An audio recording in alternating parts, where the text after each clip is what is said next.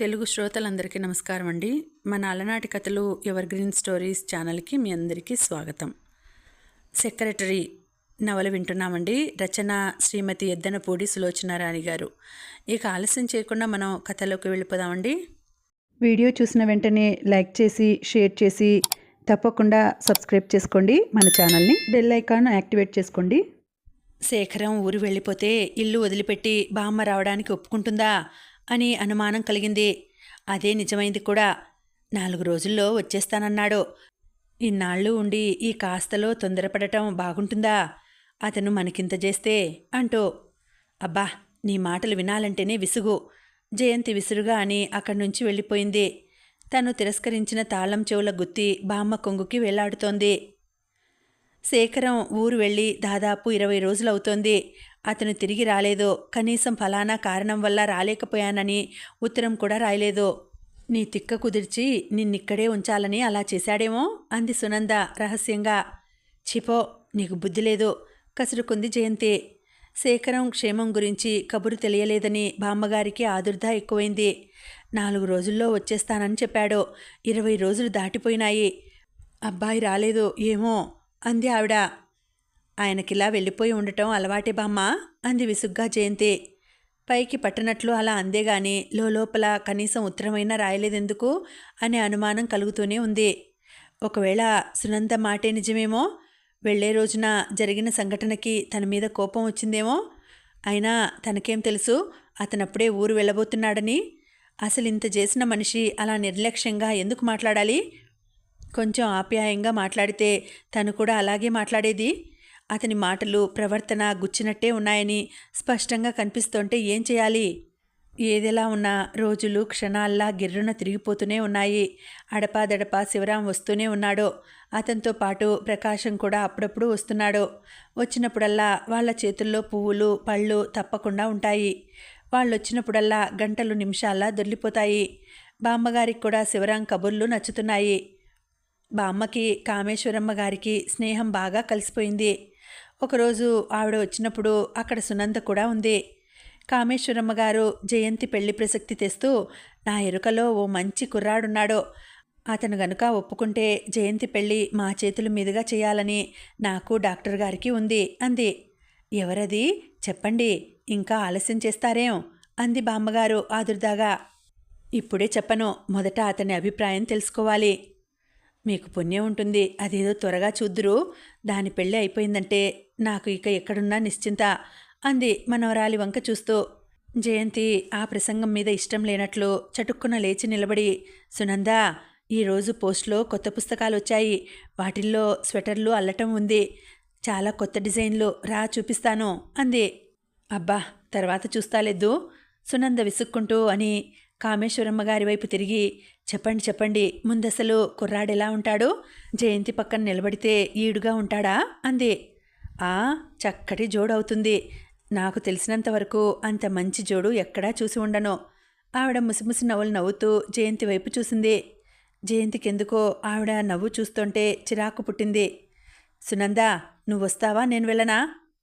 వస్తానుండు. చెప్పండి, అబ్బాయి ఏం చదివాడు? పెద్ద చదువే. అంటే? మంచి సంస్కారం వ్యక్తిత్వం ఇచ్చేంత చదువు. సునంద మరోసారి పిలిచింది జయంతి. సునంద జయంతి మాట వినిపించుకోకుండా, ఏమైనా ఉద్యోగం చేస్తున్నాడా అంది. ఉద్యోగం చేయటం లేదనుకో, కానీ డబ్బు సంపాదించడం అతనికి తెలిసినంతగా మగవాళ్లలో చాలా కొద్ది మందికే తెలుస్తుంది. జయంతి వచ్చి సునంద చేయి పట్టి బలవంతాన లేవదీసి రెక్కపుచ్చుకొని ఈడ్చుకుపోయింది. సునంద వెనక్కు తిరిగి నవ్వుతూ, ఇంకోసారి అడుగుతాను అంటూ వెళ్ళిపోయింది. అవతలికి వచ్చేసిన తర్వాత, ఏమిటా వెదవ తొందర, ఇప్పుడు ఆ పుస్తకాలు చూడకపోతే కొంప మునుగుతుందా అంది చిరుకోపం నటిస్తూ సునంద. ఆ వెధవ కబుర్లు వినకపోతే నీకు నిద్ర పట్టదా? పట్టదు. నా ప్రాణానికి ప్రాణానివి నువ్వు. నీ కాబోయే మొగుడు ముందు నాకు నచ్చాలి. ఆ మాట మర్చిపోకు. కల్లో కూడా మర్చిపోను. మరి పాపం ఆవిడంత ఉత్సాహంగా ఆ సంబంధం గురించి చెబుతుంటే. అవునులే, ఏం చదివాడో తెలియదు, ఉద్యోగం ఏమీ లేదు, కానీ డబ్బు సంపాదించగలడు. అంటే ఎలాంటి మనిషో అర్థం కావటం లేదు నీకు? ఎలాంటి మనిషి అంటావు? ఏ వడ్డీ వ్యాపారం తిప్పేవాడో అయి ఉంటాడో. వాళ్ళకి ఉన్నన్ని తెలివితేటలు వాళ్ళు సంపాదించేంత డబ్బు ఇంకెవరు సంపాదిస్తారు? పోనీ నీకెలాంటివాడు కావాలో చెప్పు. నేనసలు పెళ్లి చేసుకుంటేగా. ఎప్పటికీ చేసుకోవా? కర్మ, మిస్సమ్మగా ఉండిపోవాలనుకుంటున్నావా ఏం? అదేం లేదు, ఇప్పుడప్పుడే చేసుకోను. అలా చెప్పు, కానీ నువ్వు చేసుకోవాలనుకునేసరికి వయసు దాటిపోయి మొహం ముడతలు పడిపోయి అప్పుడు నువ్వు కావాలనుకున్నా ఎవరూ నీ మొహం చూడరు. ఈ రోజుల్లో చాలామంది అమ్మాయిలకి జరుగుతోంది అదే. జరిగితే జరిగిందిలే, అదే మంచిది. ఏ ముక్కు మొహం తెలియని వాడినో చేసుకొని వాడితో పెళ్ళైన మర్నాటి నుంచి నానా బాధలు పడుతూ క్షణం ఒక యుగంలా ఈడ్చే కంటే, పోనీ ముక్కు మొహం తెలిసిన వాడెవడైనా ఉంటే చెప్పు, యుగాలు క్షణాలుగా గడుపుదు గాని అంది సునంద. ఏం, నువ్వెళ్ళి సంబంధం మాట్లాడతావా? ఓ తప్పకుండా. ఆయన దగ్గరికెళ్ళి, ఓ మహానుభావా, నీ అదృష్టం ఏమని కొనియాడవలేను. మా జయంతి లాంటి సౌందర్యవతి సుగుణాల పుట్ట నీకు భార్యగా దొరకబోతోంది అంటే అది కేవలం నీ కర్మ, చావు, ఏడువు, మొత్తుకో అంటావు అంతేనా అంది జయంతి. సునంద నవ్వింది. వెంటనే చెంపలేసుకుంటూ, రామరామా, అలా అంటానా?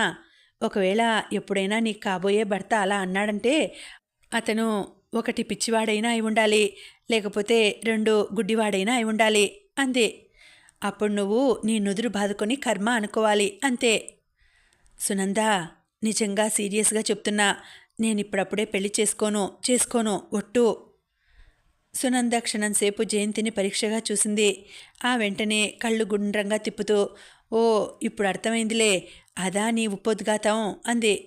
అంటే ఏముంది, జీవితాంతం రాజశేఖరం సెక్రటరీగా ఉండిపోవాలి అంతేగా?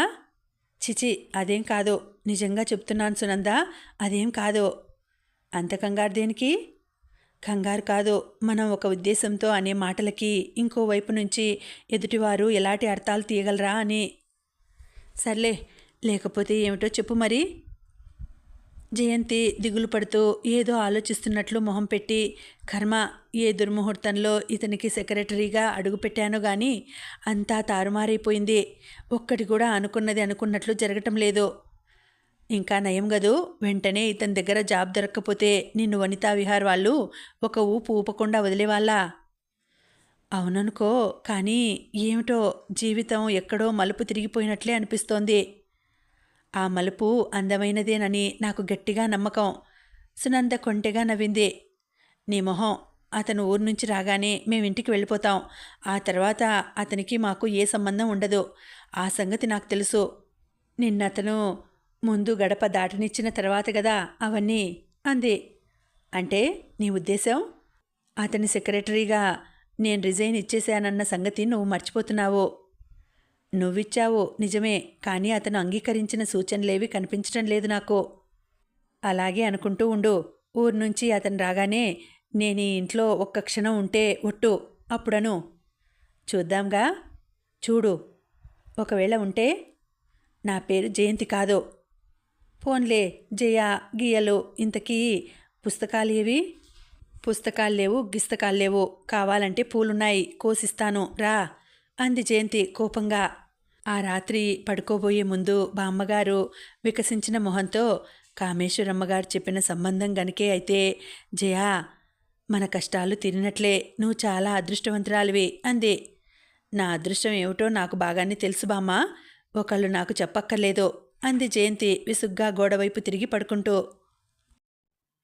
4 రోజుల తర్వాత ఓ రోజు సాయంత్రం అప్పుడే శివరాం వచ్చి వెళ్ళిపోయాడు. జయంతి ముందు హాల్లో కూర్చుని పుస్తకాలు తిరిగేస్తోంది. బామ్మగారు కూడా అక్కడే ఉంది. వాకిట్లో కారు చప్పుడు వినిపించింది. ఎవరే వచ్చింది అంది బామ్మగారు. జయంతికి క్షణంసేపు గుండెలు కొట్టుకున్నాయి. ఆ కారు చప్పుడు ఎవరిదో తనకు స్పష్టంగా తెలుసు. అబ్బాయి కాదు కదా. బామ్మగారు లేచి వాకిట్లోకి వెళ్ళబోయింది. తన ఊహే నిజమైంది. బామ్మకి గుమ్మంలోనే ఎదురైనాడు శేఖరం. అరే, ఏమిటి అంత చిక్కిపోయినావే? బామ్మగారు ఆత్రంగా అడిగింది. జయంతి చటుక్కున తలెత్తి చూసింది. చూస్తూనే తెల్లబోయింది. శేఖరం చాలా చిక్కిపోయాడు. గడ్డం మాసి ఉంది. శరీర కాంతి మాసిపోయి పాలిపోయినట్లుగా ఉంది. అసలు నువ్వేనా? గుర్తుపట్టలేకుండా ఉన్నాను. జ్వరం వచ్చింది. వెళ్ళిన మర్నాడే నొప్పులు అనిపించింది. సాయంత్రానికి ఒళ్ళు వెచ్చగా అనిపించింది. 2 రోజుల్లో తగ్గిపోతుందనుకున్నాను, తగ్గలేదు అన్నాడతను. మనిషి ఎంత చిక్కిపోయాడో, కంఠం అంత గంభీరంగా ఉంది. అయ్యో రామా, ఒక్క ఉత్తరం ముక్కైనా రాసిపడేయరు. రాస్తే ఏం చేస్తారు అంటూ పైకి వెళ్ళబోతూ ఒక్క నిమిషం జయంతి దగ్గర ఆగి, నీ ఒంట్లో ఎలా ఉంది అన్నాడు. బాగానే ఉంది, లోతుగా నూతిలోంచి మాట్లాడుతున్నట్లు అంది. అతను మరో మాట మాట్లాడకుండా పైకి వెళ్ళిపోయాడు. ఆ రాత్రి అతనిక కిందికి రాలేదు. బామ్మ చెప్పటం వల్ల తెలిసింది. బొంబాయిలో పాకిస్తాన్ నుంచి వస్తున్న కాందిసీకులతో పాటు ఓ కొత్త జ్వరం దిగుమతి అయింది. ఒళ్ళంతా నొప్పులు, మర్నాటికి తీవ్రమైన జ్వరం, కాళ్ళు పట్టేయటం, ఇది దాని లక్షణం. డాక్టర్లకి దాన్ని ఎలా ఆపాలో, రాకుండా ఎలా నిర్మూలించాలో ఇంకా తెలియటం లేదు. జ్వరం నుంచి తేరుకునేసరికి మనిషిని శరీరంలో ఏ కాస్త శక్తి లేకుండా పీల్చేస్తుంది. రాజశేఖరం చాలా ఆరోగ్యవంతుడు కాబట్టి దాని తాకిడిని తట్టుకొని ఆ మాత్రం నిలబడగలిగాడు. ఈ పరిస్థితుల్లో ఎలా వెళ్ళిపోతామని అడగటం, అసలు ముందు బామ్మ అంగీకరిస్తుందా? అది అనుమానమే. జయంతికి సునందతో తను అన్న మాటలు గుర్తుకొచ్చాయి. మనిషికి తన ఆలోచనల మీద తనకెంత నమ్మకం. కాలం అనేది ఒకటి ఉందని, దాని చేతుల్లో అది సృష్టించే పరిస్థితుల మధ్య తను కీలుబొమ్మనని మర్చిపోయి ఇది చేస్తాను అది చేస్తాను అంటూ ఛాతీ విడుచుకు తిరుగుతాడో, చివరికి అది ముక్కు పట్టించినట్టు ఆడతాడో. ఈ సంగతి మనిషికి ప్రతి క్షణం ఎందుకు గుర్తుండదో. శేఖరం కోలుకోవటానికి ఎక్కువ రోజులు పట్టలేదు. బామ్మ అతన్ని కంటికి రెప్పలా చూస్తోంది. ఈ 4-5 రోజుల్లోనూ తను ఒక్కసారి కూడా అతని దగ్గరకు వెళ్ళలేదు. వెళ్ళే అవసరం రావటం లేదు. ఒకసారి బామ్మకి బదులు తను మంచినీళ్లు తీసుకెళ్ళింది. నువ్వెందుకు తెచ్చావు అన్నాడతను మంచం మీద నుంచి లేచి. ఏం తేకూడదా అని అడగాలనిపించినా అతని కంఠస్వరం ధోరణికి అడగలేకపోయింది. బామ్మకి నొప్పి వచ్చింది అంది. సరే అన్నాడతను ప్రక్కనున్న పుస్తకం తీసి చూసుకుంటూ. జయంతి గ్లాస్ తీసుకుని బయటకు వచ్చేసింది. ఎందుకో గాని అతని కంఠంలో నిర్లక్ష్యం స్పష్టంగా కనిపిస్తోంది. ఆ సాయంత్రం వంట చేయాలనుకుని సిద్ధమవుతుండగా ఇంతలో నాయర్ వచ్చాడు.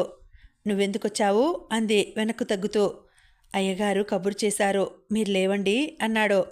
జయంతి మౌనంగా బయటకు వచ్చేసింది. అంటే తను చేసిన వంట తినాల్సి వస్తుందని భయమా అతనికి? శేఖరం బాగా కోలుకున్నాడు. మామూలుగా యథాప్రకారంగా అతని పనులు జరిగిపోతున్నాయి. బామ్మగారికి కూడా కులాసాగానే ఉంది. కానీ నాయర్ మళ్ళీ తిరిగి వెళ్ళిపోలేదు. ఓ రోజు సునంద వచ్చినప్పుడు, ఇంకా ఉన్నావేం, అతను ఊరు నుంచి వచ్చి ఇన్ని రోజులైతే అంది నవ్వు దాచుకుంటూ. కళ్ళు కనిపించటంలా నీకు? అతనే పరిస్థితుల్లో తిరిగి వచ్చాడు అంది జయంతి కోపంగా. కోపం దేనికి? పోన్లే, ఇప్పుడు నయమైందిగా అంది సునంద. అవును, ఇవాళ రేపు అడుగుతాను. ఎక్కడ చెప్పు? ఉదయం వెళ్ళి రాత్రికి వస్తున్నాడు. భోజనం కూడా నాయర్ ఆఫీస్కే తీసుకువెళ్తున్నాడు. నీ మనసులో ఉద్దేశం కనిపెట్టాళ్లా ఉంది, అందుకే తప్పించుకుంటున్నాడేమో. చిచి అంది జయంతి. పైకి కాదని తీసేసినా లోపల అదే నిజమేమో అనిపించసాగింది.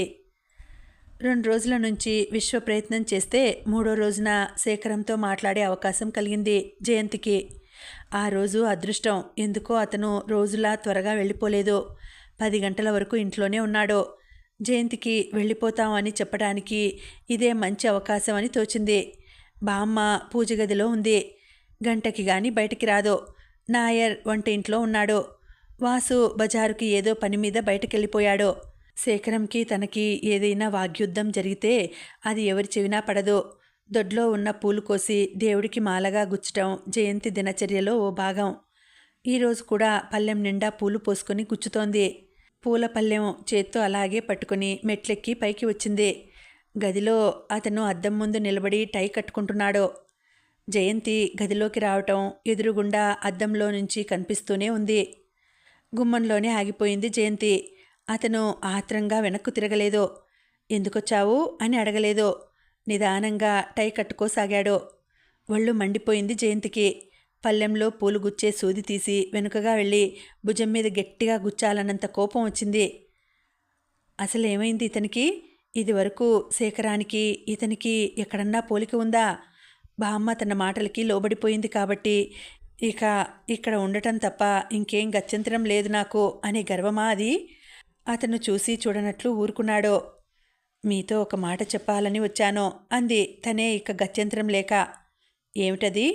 కంఠంతో పాటు ముఖం కూడా గంభీరంగా ఉంది. అతని స్వరానికి గతుక్కుమంటూ మా ఇంటికి వెళ్ళిపోతాం అంది. బామ్మ ఒప్పుకుందా? ఆవిడకేం అభ్యంతరం లేదు. అది నీకు తెలుసా? తెలుసు. అయితే ఇక అభ్యంతరం ఎవరికి మరి? నిశ్చలంగా అన్నాడతను. జయంతి చురుగ్గా చూసింది. ఈ సాయంత్రం వెళ్ళిపోతాం అని చెప్పడానికి వచ్చాను. సరే, ఈ మాట కోసమే అతను ఎదురు చూస్తున్నట్టు ఉంది అతని ధోరణి. వచ్చిన పని ఇంత సూటిగా సులభంగా అయిపోతుందని కల్లో కూడా అనుకోలేదు తను ఎంత మూర్ఖురాలు. సునంద మాటల్ని ఆధారంగా చేసుకుని ఏవేవో ఆలోచించుకుంది. పోన్లే, ఇప్పుడు దానికి తనేం బాధపడటం లేదు. ఎలాగో ఇక్కడి నుంచి తను వెళ్ళిపోవాలని అనుకుంటోంది. రాజశేఖరం అంత నిర్లక్ష్యంగా మాట్లాడకుండా ఉంటే కాస్త తృప్తిగా ఉండేది. వెనక్కు తిరిగి వెళ్ళిపోబోతూ ఆగి, మీరు చేసిన సహాయానికి కృతజ్ఞురాల్ని అంది. అది నీ మనసులో ఉంచుకుంటే చాలు. లేచిన తర్వాత నేను ఎంతమందికో ఎన్ని రకాలుగానో సాయం చేస్తుంటానో. నీ నుంచి ఏదో ఆశిస్తూ ఇదంతా చేశానని నువ్వు అనుకోకుండా ఉంటే నేనే నీకు కృతజ్ఞతలు తెలుపుకుంటాను. నిరుత్తర అయిన జయంతి పెదవి కొరుక్కుంటూ క్షణంసేపు నిలబడిపోయింది. సరే, వస్తాను అంటూ గిరుక్కున తిరిగి వచ్చేసింది. వచ్చే ముందు క్షణంలో సగంసేపు ఎదురుగుండా అద్దంలో కనిపిస్తున్న అతని ప్రతిబింబం వైపు చూసింది. ఆ మొహంలోనూ కళ్ళల్లోనూ పెదవుల చివర చిరునవ్వు స్పష్టంగా కనిపిస్తోంది. జయంతికి ఒంటి నిండా తేళ్లు జెర్రులు పాకినట్టు కంపరంగా అనిపించింది. ఎవరి నుంచి ఏ సహాయం తీసుకోకూడదు. జీవితంలో ఈ అనుభవాల్ని మనసులో ఎర్రక్షరాలతో రాసుకుని వాటి క్రింద గీత గీసుకోవాలి. కర్మం చాలక పరిస్థితులకి లోబడి లొంగిపోతే మనుషుల్లో ఇలాంటి దర్పమే వస్తుంది.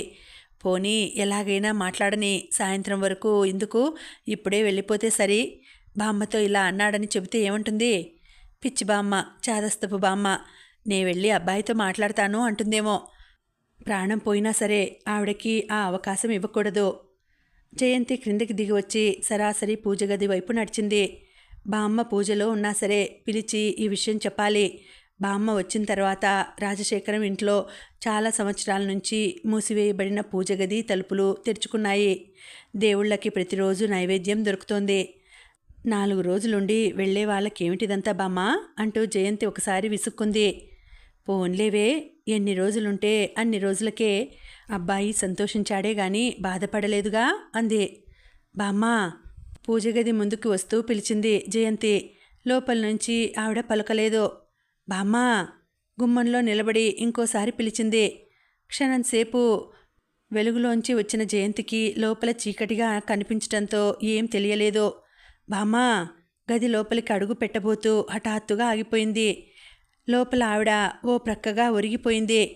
అదేమిటి, మళ్ళీ గుండె నొప్పి వచ్చిందా నీకు? లోపలికి పరిగెత్తికెడుతూ అంది. బామ్మగారు అప్పటికీ పలకలేదు. జయంతి చేతిలో పళ్ళెం కింద పడేస్తూ దగ్గరికెళ్ళి భుజం పట్టి మెల్లగా కుదుపుతూ, పలకవేం, డాక్టర్కి కబురు చెయ్యాలా అంది. అప్పటికీ ఆవిడ పలకలేదు. ఆవిడ వరిగిపోయిన తీరు, ఆ మాట్లాడలేకపోవటం చాలా కొత్తగా అనిపిస్తోంది. ఈసారి కొంచెం గట్టిగా పిలుస్తూ, బామ్మా మాట్లాడు అంటూ అరిచింది. సమాధానం రాలేదు. ఏమిటది? అవతల గదిలో వంట చేస్తున్న నాయర్ పరిగెత్తుకొచ్చాడు. మాట్లాడు బామ్మా, బిగ్గరగా అరిచింది. ఏమిటి, నొప్పి వచ్చిందా? అవును, ఎంత పిలిచినా మాట్లాడటం లేదు.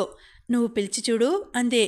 నాయర్ దగ్గరగా వచ్చాడు. వంగి ఒకసారి బామ్మగారు అన్నాడు. జయంతి అతని వైపే చూడసాగింది. నాయర్ వెంటనే అయ్యగారున్నారా అన్నాడు. ఆ, ఉండండి, పిలుచుకొస్తాను. మరో మాటకి అవకాశం ఇవ్వకుండా నాయర్ బయటికి పరిగెత్తాడు. జయంతికి తనకు తెలియకుండానే గుండెల నిండా దుఃఖం నిండిపోయింది. కళ్ళు చెమర్చాయి. ఆవిడ మీద పడి బలమంతా ఉపయోగిస్తూ కుదుపుతూ, మాట్లాడు బామ్మ, కనీసం అనైనా అనో, భయంతో చచ్చిపోతున్నాను నేను అంటూ ఏడవసాగింది. శేఖరం పరిగెత్తుకొచ్చాడు. అతని కాళ్ళకి బూట్లు ఉన్నాయి. ఇంకా కోటు వేసుకోలేదు. ఇన్ షర్టుతో ఉన్నాడు. ఏమిటది అన్నాడు బూట్తోనే లోపలికి వచ్చేస్తూ. మాట్లాడటం లేదు. జయంతి ఏడుస్తూనే శేఖరం వైపు చూడకుండా అంది. ఆగు, నువ్వు జరుగు అంటూ జయంతిని పక్కకు లాగి మోకాళ్ళ మీద కూర్చొని ఆవిడ చేతిని తన చేతిలోకి తీసుకుని నాడి చూశాడు. అతని కనుబొమలు ముడుచుకున్నాయి. ముఖంలో బాధని సూచించే భావంతో జయంతి వైపు ఓసారి చూసి వెంటనే నాయర్ వైపు తిరిగి, నాయర్, డాక్టర్ పరాంజపేని అర్జెంటుగా రమ్మన్నానని ఫోన్ చెయ్యి అన్నాడు. నాయర్ పరిగెత్తాడు. డాక్టర్ వచ్చే లోపల బామ్మగారిని నాయర్ సహాయంతో తీసుకొచ్చి మంచం మీద పడుకోబెట్టాడు. ఏమిటి, ఏమైంది అంది జయంతి. శేఖరం జయంతి చేతిని తన చేతిలోకి తీసుకుంటూ మృదువుగా, ఏం లేదు, నువ్వు కంగారు పడకు అన్నాడు. హఠాత్తుగా జరిగిన ఈ హడావుడికి జయంతి బుర్ర ముద్దుబారిపోయినట్టే ఉంది. డాక్టర్ వచ్చాడు. వస్తూనే ఆవిడ్ని పరీక్ష చేసి, ఇదేమిటి, ప్రాణం పోయిందని ఇంత స్పష్టంగా తెలుస్తోంటే అన్నాడు శేఖరం వైపు చూస్తూ. కానీ శేఖరం డాక్టర్ వైపు చూడటం లేదు. రెప్ప వాల్చకుండా జయంతిని పరీక్షగా చూస్తున్నాడు.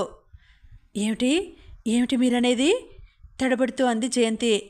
ఆవిడ ప్రాణం పోయి అప్పుడే గంట అయింది అన్నాడు డాక్టర్ జయంతిని చూస్తూ. అబద్ధం, కాదు కాదు.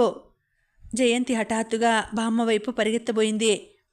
జయంతి దానికోసమే చూస్తున్నట్టు శేఖరం ముందుకు వచ్చి జయంతి చేతిని గట్టిగా పట్టుకున్నాడు. వదలండి, నన్ను వదలండి, మీరు చెప్పింది అబద్ధం అంటూ జయంతి బలంగా పెనుగులాడి అతని చేతిని వదిలించుకొని వెళ్ళి బామ్మగారి మీద పడి ఏడవసాగింది. డాక్టర్ యువతలకి వచ్చేస్తుండగా, ఎవరు వాళ్ళు, మీ చుట్టాలా అని అడిగాడు. అవును, మా అమ్మకి ఆవిడ పింతల్లి. కొద్ది రోజుల క్రితమే తెలిసింది, తెచ్చి దగ్గర పెట్టుకున్నాను అన్నాడు శేఖరం పరధ్యానంగా. అలాగా, అయితే కావలసిన వాళ్లేనన్నమాట అంటూ డాక్టర్ వెళ్ళిపోయాడు. అతన్ని పంపేసిన తర్వాత శేఖరం ఒక నిమిషం పాటు వరండాలో ఆగిపోయాడు. లోపల నుంచి జయంతి ఏడుపు హృదయ విదారకంగా వినిపిస్తోంది. ఆవిడ ఎన్నోసార్లు జయంతికి ఈ విషయం చెప్పేస్తానంటే తనెందుకు వారించాడు? ఏ శనిదేవత తన నాలుక మీద కూర్చుని ఆ మాట అనిపించింది? ఇప్పుడు చెబితే మటుకు జయంతి నమ్ముతుందా? అయినా హాస్యాస్పదంగా ఉంటుంది. అసలే అనుకోకుండా జరిగిన 1-2 సంఘటనలతో జయంతికి తన మీద నమ్మకం పోయింది. బంధుత్వం ద్వారా కాకుండా తన వ్యక్తిత్వం ద్వారా ఆమెకి దగ్గరవ్వాలని ఆశించాడు. శేఖరం మెల్లగా లోపలికి వచ్చాడు. బామ్మగారి శవాన్ని చూసేసరికి అతనికి కళ్ళ నిండా గిర్రున నీళ్లు తిరిగాయి.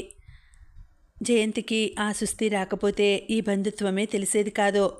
ఈ కొద్ది రోజుల్లో మాతృత్వంలోని మధురిమని నా అనేవాళ్లు చూపించే ఆప్యాయతని చవిచూశాడు అతను.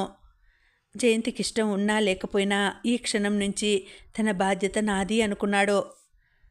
నేనేం చేయను బామ్మ, నేనేం చేయాలి, ఎలా బ్రతకాలి, మాట్లాడు బామ్మా.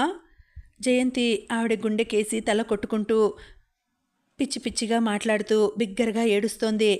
ఇంతలో ఎవరో వచ్చి బలంగా ఉన్న చేతులతో జయంతి భుజాలు పట్టి మెల్లగా బామ్మగారి నుంచి యువతలకి ఎత్తారో.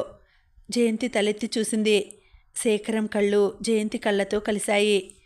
అతని కళ్ళు ప్రపంచంలో ఉన్న ఆప్యాయతని, జాలిని నింపుకున్నట్టు ఉన్నాయి. జయంతి, అతని కంఠంలో బాధ స్పష్టంగా కనిపిస్తోంది. బామ్మని వదిలి నేనెలా ఉండగలను? 2 చేతుల్లో మొహం దాచుకుని బావురుమంది. నువ్వు ధైర్యం తెచ్చుకోవాలి. శేఖరం జయంతి తలను దగ్గరకు తీసుకుని గుండెలకి హత్తుకున్నాడు. ఏం చెప్పటానికి అతనికి కూడా మాటలు పిగలటం లేదు. జయంతి పైకి ఏడుస్తోంది. అతను మనసులో ఏడుస్తున్నాడు. అంతే భేదం. బామ్మ, ఇది నిజం కాదని చెప్పండి. ఇంకో డాక్టర్కి చూపించండి. అతని గుండెలకు అంటుకుపోయిన జయంతి వెక్కుతూ అంది. ఓ గంట క్రితం ఎవరైతే తనని నిర్లక్ష్యంగా చూస్తున్నారని భుజాల మీద సూదితో గుచ్చి బాధ పెట్టాలనుకుందో అతనే ఇప్పుడు బలంగా ఉన్న తన 2 చేతులు పెనవేసి ధైర్యం చెబుతున్నట్టు పొదివి పెట్టుకున్నాడు అని జయంతికి తెలియలేదు, గుర్తుకు రాలేదు. బామ్మగారి దహనక్రియలు శేఖరం తన చేతుల మీదుగానే స్వయంగా ముగించాడు. ఆవిడ పోయిందనే వార్త అందరికీ, ముఖ్యంగా వనితా విహార్ వాళ్ళకి ఆశనిపాతంలా తగిలింది. ఈ మరణంతో దిక్కులేని జయంతి శేఖరానికి మరింత దగ్గరైపోతుందనే భయం, బాధ ఎక్కువైనాయి. ఇప్పుడేమిటి చేయటం అంది మిస్సెస్ కరుణాకరం. మనం వెళ్ళి చూసి వద్దాం. మెల్లగా ఆ పిల్లను మనలో కలుపుకోవడం మంచిది అంది రేఖారాణి. మిస్సెస్ కరుణాకరం సరేనంది. ఆవిడకి కావలసిందల్లా ప్రమీలతో రాజశేఖరానికి ఆ 3 ముళ్ళు పడటం, తమకున్న ఆస్తితో అతని ఆస్తిపాస్తులు కలిసిపోవటం. ఎలాగైనా ఈ వివాహం జరిపించే బాధ్యత నాది అని రేఖారాణి వాళ్ళకి వాగ్దానం చేసింది. జయంతి శేఖరం దగ్గర సెక్రటరీగా చేరిందని తెలిసిన రోజునే ఆవిడ రేఖారాణిని నిలదీసింది. ఆగు, ఉండని, ఏం పర్వాలేదు, నేను చెబుతున్నాను కదా. శేఖరానికి ఆ అమ్మాయి మీద జాలి తప్ప ఇంకేం లేదు. వనితా విహార్లో మిస్టర్ వర్మ ద్వారా జయంతికి జరిగిన అవమానం అతనికి తెలిసింది. ఆ కోపంతోనే ఆదుకోవాలనే ఉద్దేశంతో తనంతట తనే పిలిచి ఉద్యోగం ఇచ్చాడు. దానికి మనమేమైనా అనుకుంటున్నట్టు బయటపడితే ఇంకొంచెం రెచ్చిపోతాడో. అందుకే జయంతి సెక్రటరీగా చేరిందన్న విషయం మనం అసలు గుర్తించినా పట్టించుకోనట్టు ఉందామని చెప్పింది. అసలు ఆ మిస్సెస్ వర్మ ఇంటికి ఆ రోజు ఆ అమ్మాయి వెళ్ళకపోతే ఏ గొడవ ఉండేది కాదు. ఎప్పటికీ వనితా విహార్ సెక్రటరీగానే ఉండిపోయేది. విసుగ్గా అంది మిస్సెస్ కరుణాకరం. అవును, కానీ వ్యవహారం ఇంత దూరం పోతుందని ఎవరికి తెలుసు? రాజశేఖరం ఈ విషయంలో జోక్యం కల్పించుకుంటాడని మనం కల్లోనైనా అనుకున్నావా? అంది రేఖారాణి. అవుననుకో, కానీ ఇప్పుడు మనం చేయాల్సిందేమిటి? చెప్పానుగా, మెల్లగా ఆ అమ్మాయిని మనలో కలుపుకున్నట్లు కలుపుకొని శేఖరం నుంచి దాటించాలి. రేపు వెళ్ళి చూసి పలకరించి వద్దాం. సరే. మిస్సెస్ కరుణాకరానికి రేఖారాణి బుర్ర సామాన్యమైనది కాదని తెలుసు. దానిమీద నమ్మకంతోనే ఇంకేమీ అడగలేదు. శేఖరానికి ప్రమీలనివ్వటానికి ఆటంకం కలుగుతుందేమోనన్న భయం సడల్లేదు. మనతో పాటు సుమిత్రాదేవిని కూడా కలుపుకుందాం అంది రేఖారాణి ఏదో ఆలోచిస్తూ. రేఖారాణి మర్నాడు ఫోన్ చేసి సుమిత్రాదేవితో మనం వెళ్ళి ఒకసారి జయంతిని చూసి వద్దాం అంది. ఆవిడకి ఈ లోతుపాతులేం తెలియవు. అవునవును, తప్పకుండా వెడదాం అంది. ఈ మధ్య శేఖరం వనితా విహార్ విషయాల పట్ల చాలా అశ్రద్ధ కనపరుస్తున్నాడు. అది జయంతిని తీసేయటం వల్లనేమో అని ఆవిడ అనుమానం. జయంతి మీద అతనికేమాత్రం ఆసక్తి ఉందని తెలిసినా తను ఆ అమ్మాయిని వదిలేదా? పోనీ ఈ రూపేణా మళ్ళీ కలుపుకోవటం మంచిది అనుకుంది. జయంతిని చూడటానికి వెళ్ళాలి అనుకున్న ఈ ముగ్గురి మనుషుల్లో ఎవరికి వాళ్ళని గురించి స్వార్థపుట ఆలోచనలు ఉన్నాయి. కానీ అవి ఏమాత్రం బయటపడకుండా ఎదుటి వాళ్ళ మాటని మన్నిస్తున్నట్లు మాట్లాడుతున్నారు. వాళ్ళంతా వచ్చేసరికి అదృష్టవశాత్తు ఇంట్లో శేఖరం లేడు. జయంతి దగ్గర సునంద, శివరాం ఉన్నారు. వాళ్ళని చూస్తూనే జయంతి కళ్ళు వెడల్పైనాయి. సునంద జయంతి వైపు చూసింది. శివరాం లేచి సవినయంగా ఆహ్వానించాడు. అందరూ కూర్చున్నారు. అంతటా నిశ్శబ్దం. ఎవరికి ఏం మాట్లాడాలో తోచటం లేదు. చివరికి రేఖారాణి తనే, పాపం మీకు బామ్మ తప్ప ఇంకెవరూ లేనట్టున్నారు. అది చాలా విషాదమైన సంగతి అంది. జయంతి కళ్ళు వాలిపోయినాయి. అసలు గుండె జబ్బని మాట మాత్రం మాకెవరికి తెలిసినా ఎవరైనా మంచి డాక్టర్కి చూపించేవాళ్ళం. మా చుట్టాల్లోనే గుండెకి సంబంధించిన స్పెషలిస్ట్ ఒక ఆయన ఉన్నాడు అంది మిస్సెస్ కరుణాకరం. ఇంత చిన్న వయసులో ఇలాంటి బాధలొస్తే మనసు మోడుబారిపోతుంది కూడా. అయినా నువ్వు ధైర్యం తెచ్చుకోవాలి అంది సుమిత్రాదేవి. అబ్బా, నీ స్థితిలో మా ప్రమేలని ఊహించుకుంటే నా గుండె బ్రద్దలైపోతుంది అంది మిస్సెస్ కరుణాకరం. ఏమిటో అంతా భగవంతుని మాయ. ఓసారి ఆలోచిస్తే ఈ ప్రపంచంలో ఎవరికి ఎవళ్ళు అనిపిస్తుంది అంది సుమిత్రాదేవి. నువ్వు మరీ ఇలా ఒంటరిగా ఉండటం మంచిది కాదు. కాస్త అప్పుడప్పుడు అలా మా ఇళ్ళకేసి వస్తుండు. మనుషుల్లో పడితే కాస్త మనసు తేరుకోవచ్చు అంది రేఖారాణి. జయంతికి తన చెవులు తననే మోసం చేస్తున్నాయేమోననే భ్రమ కలిగింది. వాళ్ళు చాలాసేపు కూర్చున్నారు. అందరిలోకి ఎక్కువగా రేఖారాణి మాట్లాడింది. శివరాం మధ్య మధ్యలో జవాబులిచ్చాడు. జయంతి, సునంద వింటూ కూర్చుండిపోయారు. వాళ్ళు చాలా టైం అయింది అంటూ లేచి వెళ్ళబోతూ తప్పకుండా వచ్చి వాళ్ళందరితో కలవమని ఇంకోసారి గట్టిగా చెప్పి వెళ్ళిపోయారు. వాళ్ళు వెళ్ళిపోయిన తర్వాత గుమ్మం దాకా సాగనంపి తిరిగి వస్తున్న శివరాం, మీ మీద హఠాత్తుగా ఇంత ఆపేక్ష వచ్చేసిందేమిటి వీళ్ళకి అన్నాడు నవ్వుతూ. అదే నాకు అర్థం కావటం లేదు అంది జయంతి. వీళ్ళని చూస్తుంటే చాలా మంచివాళ్లు లాగానే అనిపిస్తున్నారే అంది సునంద. పయోముఖ విషకుంభాలు. వాళ్ళ మాటలు నమ్మకండి. ఈ రావటంలో తప్పకుండా ఏదో ఎత్తు ఉండి ఉంటుంది. బయట వీళ్ళు జయంతి పేరిట ఎంతెంత ప్రచారాలు, ఎంత అసహ్యంగా చేస్తోంది నాకు తెలుసు అన్నాడు తీవ్రంగా. అలాగా అంది సునంద తగ్గుతూ. పోనీండి, నన్నేం చేస్తారు వాళ్ళు? జయంతి ఉదాసీనంగా అంది. బామ్మగారి మరణం అసలు ఆమె ఆలోచనల మీదే వేదాంతపు తెర దింపేసింది. ఈ కాస్త జీవితానికి ఇన్ని కాట్లాటలా? జనన మరణాల మధ్య అత్యంత అల్పమైన ఈ జీవిత బుద్బుందం కోసం ఆశ నిరాశల మధ్య ఇంత ఊగిసలాట. చిచి, దేనికోసం బాధపడకూడదు, దేనికోసం దిగులు పడకూడదు. మనసుకి నేర్పిన పాఠాన్ని వల్ల వేసుకుంటోంది జయంతి. శివరాం వెళ్ళబోయే ముందు అదోలా కూర్చున్న జయంతిని చూస్తూ, మీరు ధైర్యం తెచ్చుకోవాలి, మరీ ఇలా జారిపోకూడదు అన్నాడు. నేను ధైర్యంగానే ఉన్నానుగా, చూడండి. లేకపోతే వాక్యం పూర్తి చేయకుండానే పేలవంగా నవ్వేసింది. ఉన్నానంటే సరిపోతుందా? ఉంది లేంది మీ మొహం మాకు చెప్పటంలా అని క్షణంసేపు ఆగి, ఏమిటండి, మనలో ఎవరు శాశ్వతం? మీరు శాశ్వతమా, నేను శాశ్వతమా? మనమే కానప్పుడు ఇంకోళ్ల కోసం బాధపడటం ఎంత వెర్రితనం. కాకపోతే మీకు ఆవిడ లేని లోటు బాగా తెలుస్తుంది. అది నేను ఒప్పుకుంటాను. కానీ ఆ లోటు భర్తీ చేసుకోవటానికి మార్గం చూసుకోవాలి. అది మీరు చేయాల్సిన పని. కనీసం ప్రయత్నం చేసి చూడండి అన్నాడు. అతను వెళ్ళిపోయిన తర్వాత అంతవరకు బొమ్మలా బిగబట్టుకొని కూర్చున్న జయంతి ఒక్కసారి వెక్కి వెక్కి ఏడవటం మొదలుపెట్టింది. చిచి, ఏమిటిది పిచ్చిదాన్లా? అదిగో వాళ్ళు చెప్పిందంతా అప్పుడే మర్చిపోయావా అంది సునంద జయంతి తలని ఒళ్ళోకి లాక్కుంటూ. జయంతి సమాధానం చెప్పలేదు. చాలాసేపైన తర్వాత సునంద మరోసారి కేకలు వేయడంతో దుఃఖాన్ని నిగ్రహించుకోవడానికి ప్రయత్నిస్తూ, లేదు సునంద, కానీ నేనెక్కడుండాలి? ఏం చేయాలి? ఎవరి కోసం బతకాలి చెప్పు అంది అస్పష్టంగా. ఎవరి కోసం బ్రతకటం అనేది అర్థం లేని ప్రశ్న. ఎక్కడుండాలి అనేది ప్రస్తుతం అనవసరమైన ఆలోచన. ఏం చేయాలి అంటే కొద్ది రోజులు పోనీ చూద్దాం అంది సునంద. నేనెక్కువ రోజులు ఇక్కడుంటే ఏం బాగుంటుంది? సునందకి ఏం జవాబు చెప్పాలో తోచలేదు. అవును, నిజమే. అవివాహితుడైన శేఖరం దగ్గర ఒంటరిగా ఎక్కువ రోజులుంటే ఎలా ఉంటుంది? ప్రపంచం ఏమనుకుంటుంది? అదేం ఆలోచించటం లేదా? ఒకవేళ ఆలోచించినా జయంతి పరిస్థితుల పట్ల జాలితో పట్టించుకోవడం లేదా? పోన్లే, నువ్వు కొంచెం తేరుకునే వరకు మా ఇంట్లో నా దగ్గర వచ్చి ఉంటావా పోనీ అంది. జయంతి సమాధానం ఇవ్వలేదు. శేఖరం వచ్చే వరకు ఉంది సునంద. బామ్మగారి మరణంతో వాళ్ళ కుటుంబం అతనికి బాగా దగ్గరగా వచ్చింది.